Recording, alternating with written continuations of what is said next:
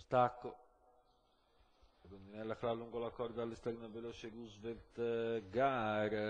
che sopravanza Rubens Mask. In 3 ha sbagliato Radio Wise, 2 sbaglia numero 5 Radio Wise squalificato. Bocco della prima numero 7 Radames Jet squalificato. Fila indiana guidati da Roosevelt Garsu, Rubens Masco, Rondinella Clarei, Tav, Rasputin Font, Resora LB. 29,7 sul cronometro per i primi 400 metri, completata la prima curva con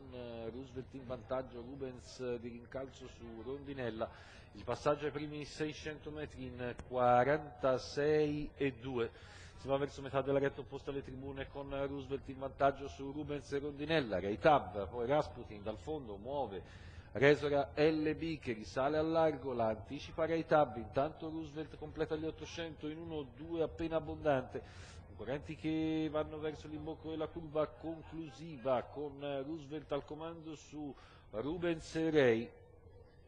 poi Rondinella e Resora, il primo chilometro in 1,17, molto scarso, Roosevelt incalzato e impegnato da Rey Tab, in corda Rubens Mask, Roosevelt alla corda, Rey che attacca, poi Rubens con al largo Resora LB, ancora Rondinella e infine Rasputin Font, ingresso della retta di arrivo dopo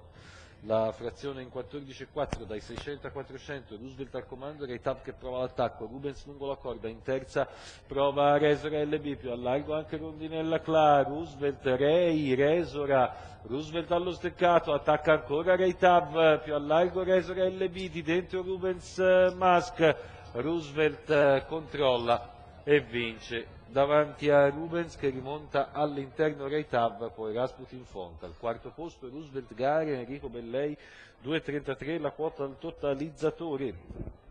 Il training di Klaus Hollmann, i colori sono della scuderia Stecca, il tempo al chilometro nell'ordine dell'1,15,5, forse 1 o 2 decimi meno